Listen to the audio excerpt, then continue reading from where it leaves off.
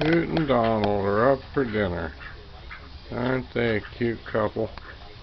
Yes, they are. I threw some feed in the driveway. So they're working on that too. That's what the Muscovies are up to, and that mallard. Oh, here comes some more mallards. Here comes some freeloaders. I call them freeloaders. Mark? That's the fellow that brought Donald to me.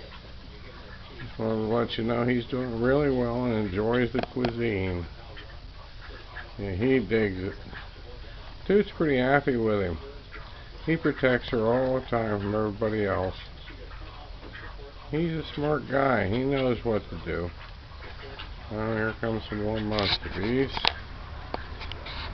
And it looks like we got Port showed up and a couple of the younger guys. Oh, there's Toady over there off to the left.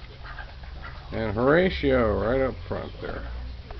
And Lime has sort of mottled black neck right behind him. But anyway, and there's Honey, their companion mallard. They're cute kids. They're very cute kids.